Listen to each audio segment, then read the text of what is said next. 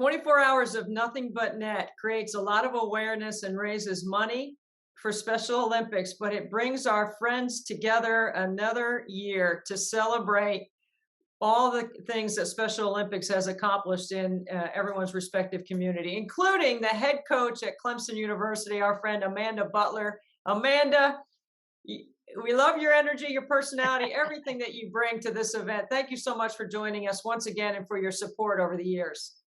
Well, it's a pleasure to be here, to be asked, to be given a chance to share, just the special people in our life and some of those stories, and hopefully some of those stories will just inspire anybody who's listening to open up those checkbooks. Do people still have checkbooks? Is that still a thing? I do. I Open still up write those down. Venmo accounts. Open up whatever it is we do. Get that Cash App cranking, and sending some of those, those charitable donations in the right direction and into programs that benefit and touch so many lives. Well, you get right to it, Amanda. That's the one thing that I love. I mean, let's just tell them what we're here for, right? Let's go. As a matter of fact, you contribute every year, and so have your parents. I won $40 on a bet off your dad, and he paid up, and that money is going straight to 24 hours and nothing but net. Your dad, Steve, who I have a great relationship with. He's been known to lay a few bets down and not win very many of them. So it's a pretty safe cash stream from the Butlers through you and him making some bets and then him having to pay out. That's a pretty solid source of income there. Well, you and your family, Amanda, mean so much to our family. You have taken Frankie in now that he's actually a college graduate from the Clemson Life program, but Wow. you have had him under your wing for 4 years, even including the COVID year when he wasn't really able to be with the team. He still always felt invested in what you were doing. Kind of give us a few things about your relationship with Frankie and why that was so important for you to keep your program at Clemson involved with the Clemson Life program. That's a long answer, Debbie. So I'm going to do my best to be concise, but I'm making no promises. First of all, let me say we were thrilled to hear that Frankie was taking his COVID year of eligibility. That was big news around here, and we didn't get him every day. We didn't get our daily dose of Frankie in practice with his buds. Noah and John, who were helping out our program this year, but he was always there on game day. We never knew when he was going to pop up and help out in practice, but he always knew when he did pop up in practice that we were going to throw a towel at him, tell him to get over there next to the ball rack and be ready to get balls distributed on whatever end. And we knew we could always count on him to be our number one hype man, and that's a very important role for anybody in our program. Frankie and a lot of his classmates that are here as part of the Clemson Life program are just a tremendous inspiration, so impactful for our athletes and our athletes' experiences here. They're a big part of, I think, every sport, what they're doing, whether it just be from their fanship and the spirit and energy with which they show up to support their teams, or direct involvement. Like we've had the pleasure of having Frankie, and like I said, his energy, his dance moves, his commentary, all the things that he brings to us, that in a very intense sport and in a very long season, you've got to have people with that type of energy around that reminds you of, we got to enjoy this moment, or how exciting each moment is. Sometimes we get bogged down with the intensity of a moment, and then you see Frankie and Noah celebrating whatever it may be that's going on the sidelines, and it reminds you, man, we're supposed to be enjoying this is a game, let's have some fun. So really just an infectious energy. Like I said, the consummate hype man. I mean, the consummate hype man. And then dance moves that I'm pretty sure he didn't get from his mom. No. That we always knew we could count on. And just also a consistent just energy that was fueled by love, and loving where he was, loving who he was with, loving showing off his guns, loving sporting his Clemson gear and the power of the paw. It's really a big part of being in Clemson athletics. And I don't know, I'm really proud that I'm just a huge benefactor of what all Frankie and his classmates bring to me personally, and then especially to our program.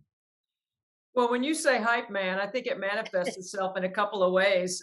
One is, sitting on the bench and near the bench during games. That's one way. I've seen him work the officials. I've seen him DJ a little bit. I've seen him help the cheerleaders with passing out shirts or whatever is going on. And yes, I know he's got a few dance moves. I hope he's not distracting you, Amanda, from your focus on winning games. Occasionally, Debbie, occasionally he does. The ones that we haven't won, I solely blame on me being distracted by Frankie. Let me just go ahead and say that. No, like you said, he's such an embodiment of, I think, as a parent, not just as a coach, but what you want to see your child doing, you hope, at the next phase of their life as they're learning how to be an adult and they're learning, in an environment that's not under your own roof. I mean, this is a guy that's just engaging in whatever the moment is. Like you said, is it dancing? Is it a halftime show? Is it basketball practice? Is it a clinic put on by Dabo and his staff and players? Like what, he's just really living life to the fullest. And it's just an absolutely beautiful thing to see. And I think, like I said, for all of us, it's also a great reminder, and it's very inspirational of how to extract or cultivate joy in any moment. And I love that. It's a great quality. Well, I'm so grateful that unlike Brad Brownell, your counterpart on the men's side, who tried to teach Frankie how to play defense, I'm glad that you let him shoot till his arm fell off in practice, because we don't want any defense around here. We don't want any We of did that. occasionally. I did, Frankie. You're here to rebound, babe. We're not here for your shooting practice. You Right. need to rebound for the players. You are not here to get shots up. But he's very coachable too. Well, Amanda, I know that one of the things around your culture, which is so vital and important to your success, is teaching that giving is a skill. I've watched you do that in many different ways around your program. And you have some players that have learned that as well, and learned it at an early age, and why it's important. Specifically, Amari Robinson, who does have a sister, Kennedy, who has Down syndrome, and their family, who I've met through you, and marvel at the incredible job that they have done with Kennedy and with Amari. Can you speak specifically to Amari and what she's been able to do with Clemson Life, and why she's values her time with Frankie and John and Noah? Well, I'll just tell you, that family is amazing, and they have. You kind of segued into this talking about things that maybe I've taught people. I've learned way more from Amari, the Robinsons, the way their family operates, and Kennedy, who is also an inspired dancer and performer. If you're not personally familiar with her, um, diva, let's just call it what it is. She's total diva. I've learned so much more from them than I think I could have ever lended to their lives. But Amari came in, she was part of that very first class that we had, and now she's going into, her fourth year with us. She came in on that recruiting visit. We got hired, and she was someone right out of the gates. We were so happy that she hadn't committed anywhere that we targeted.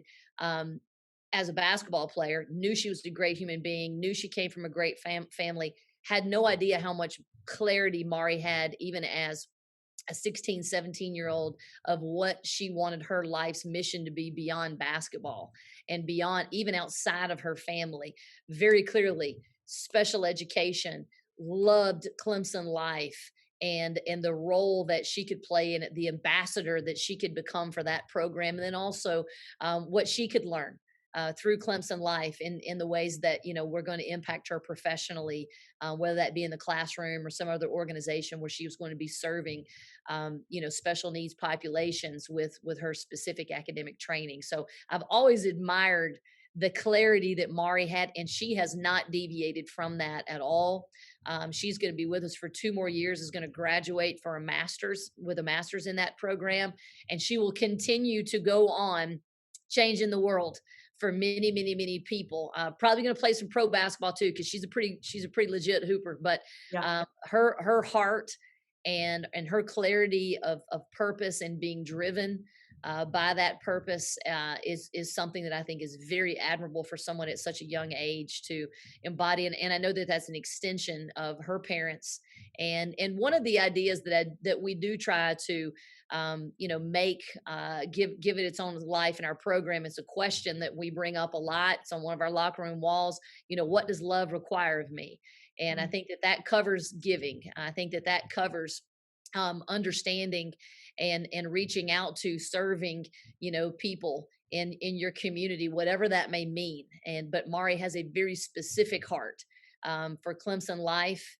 She gives her time.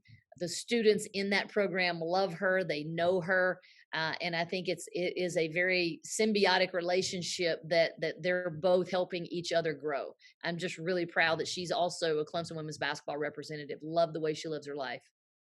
Well, as our family to yours, Amanda, we love you and we thank you for everything that you have done to give Frankie the full college experience, because he has definitely loved every second of his time at Clemson, including being around you and your staff and your team and the whole Clemson athletic department, which is just absolutely remarkable. It takes a lot of willingness and it takes something extra to be able to have Frankie and Clemson life around your program. And we couldn't be more grateful for everything that you've done.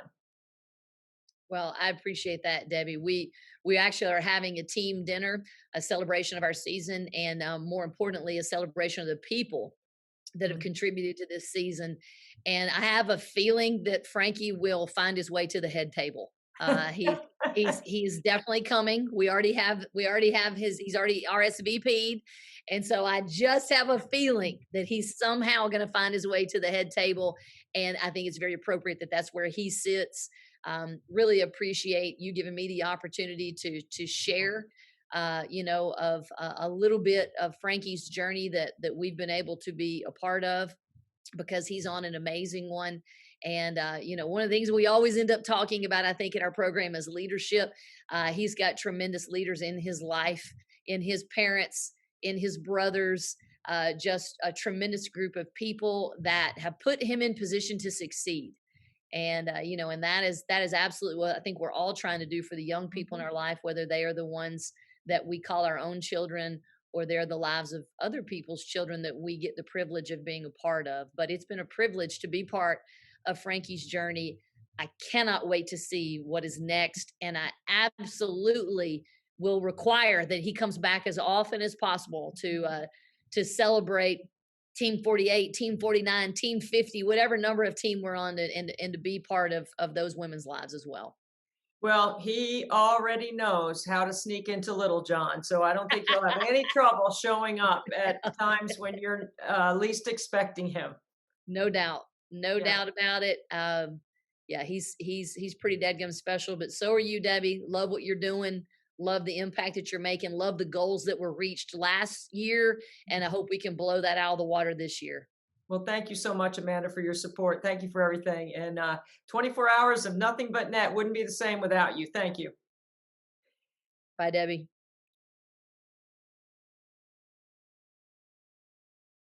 I'm so pleased to be joined by Amari Robinson, one of the bright stars on Clemson women's basketball team, who has become a friend of mine, not just because I've had the chance to cover her brilliant career at Clemson, but I've also gotten to meet her family, and she's got a bunch of rock stars. Amari, thank you so much for being with us.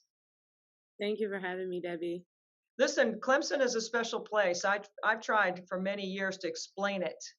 How would you explain it? I don't even know where to start, honestly, to even put the words together. It's just, like you said, it's an amazing place. There really is something in these hills for sure. One of the reasons why I've been told you selected Clemson, because there was a lot of places you could have gone to take your basketball career and get your education, was because of the Clemson Life program and the special education program at Clemson. Can you tell us a little bit about what your thought process was on that? Oh, yeah. So my sister, my little sister Kennedy, she has Down syndrome. So just her being in my life and just learning with her and learning how to help her in this real world has really just inspired me and driven me to become a special education major. So during my recruiting process, I was like, "Do you have special education? Like, do you have special ed?" And a lot of schools had it as a minor, and then I could take education as my major. And I was like, "No, that's not what I want."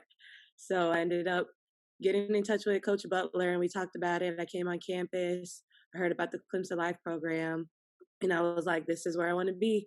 And now, since I've been here, being a volunteer with Clemson Life and getting to know Frankie and all of his other Clemson Life friends, I just really couldn't pull away from it. Amanda Butler has been so kind, and the staff and the players, to welcome Frankie and Noah and John to become managers. And Frankie's been a manager, even including the COVID year, which will count, for 5 years. I mean, if you count his very first year, he was a manager then. What is it like having Frankie and Noah and their friends in practice? And are they a distraction or do they help you? They are the best distraction actually, because coming in, just seeing their energy, like us coming from long days and then still having to have practice and study hall, it gets draining, of course, but just seeing them and their energy and how excited they are to be at practice every day, like you can't help but to just be ready to go and try to give them a good show so they won't be bored at practice either. I know Frankie gets on the players and he gets on Coach Butler a little bit sometimes. He Oh kind yeah. of will repeat or mimic whatever she says. Has he ever said anything to you like Amari get on the glass or Amari make some shots? I mean, I know he trash talks a little bit. Oh yeah, he definitely tells me I need to make some layups for sure. That's funny. Um, uh, Everyone knows that when you have a sibling like Kennedy or like my son Frankie, that they get a lot of attention. Oh But yeah. we also know that as parents, and I'd like to get your perspective as a sibling, what it's like to have someone like Kennedy in your life and what she means to you. Yeah, Kennedy is our superstar of our family. Like when Kennedy's coming through, everybody clears out the way. So it's just so fun to see her and just watch her grow and see her interact with everybody and just the love that people give. Like they understand that she's different, but they don't know to what extent. So they still treat her with kindness and respect, just knowing, our family and just being around Kennedy and getting to know her. And I think it just means so much to me to watch her grow and to help be there in every step of the way in any way I can. Obviously, it's been a little bit inspiring to you because you have chosen to make your major special education and you are growing towards that field yourself. What has been so inspiring about being around Kennedy and inside your family dynamic that has made you decide that this is the field you wanted to take? I think just watching her struggle. I know it's kind of weird, but I think just watching her struggle and trying to see like the various ways that I can help her and make it easier for her to understand, like whether it's counting money or learning how to tell the time and things like that. So I think just taking those baby steps with her and then helping her like figure it out on her own. I think that's what really pushed me to want to be in special education because I know there's more students like her with various disabilities and all from low to severe on the spectrum. So I just wanted to be able to do what I did with Kennedy and just help them understand life in a way that's easy for them.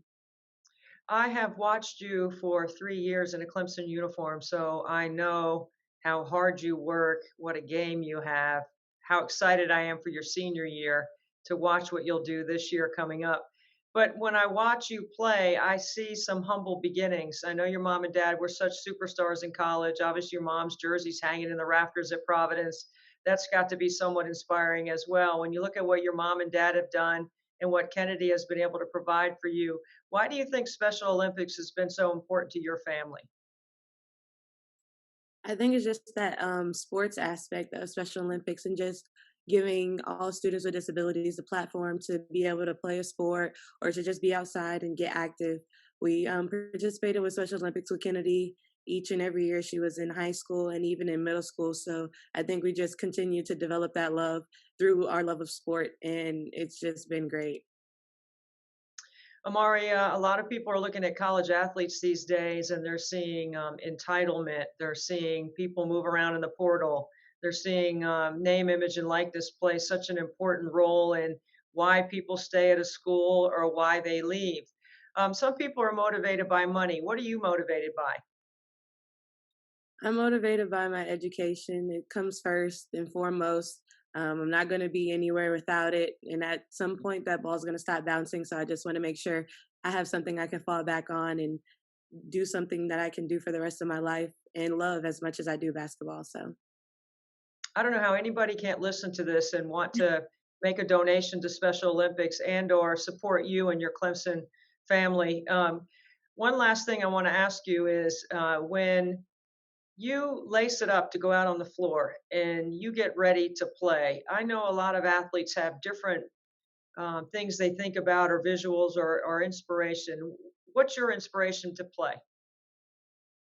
outside of my family, I think it's just all the people that have impacted me throughout my career, whether it be teachers or little kids that I've encountered with, like during camps and things like that, or just, trying to do my best for my teammates, the ones that are standing right next to me. So I think all the external factors come into play right before I play. And just one more thing, because you make me, I could stay here all day with you and talk to you. I think you're absolutely amazing. Do you think giving is a skill? I definitely think giving is a skill, but definitely has to come from within because you can't just give and then it mean nothing to you. I think if giving is, like I said, comes from within, it comes from your heart. Like you want to give, and then after that, it just becomes nature. During the 24 hours of the live stream and me in the driveway shooting, and I got quite a few years on you, Amari, so I'm not even going to begin to pretend that I'm young and I have such vitality like you have. But if somebody was watching and saw your interview, and I've been saying for 24 hours throughout this whole thing why people need to give and why it's important for them to give. As somebody that has a sibling with special needs and your sister Kennedy that has Down syndrome and is a Special Olympic athlete, what would you tell them about why Special Olympics would be important to support? I think Special Olympics is just as important as any other sport that we watch on TV. You have to give them the opportunity and the platform to do something they love and to keep them in shape and exercise and just having fun. I think just being out there for them is just like us when we lace up our shoes and we go out there in front of a big crowd. It's the same feeling. So if you donate to us, just donate to them as well. Amari, thank you so much for being with us. That's Amari Robinson, a senior leader on the Clemson women's basketball team. Amari, thank you so much. We're so proud of you and your family. Thank you, Debbie. Anytime.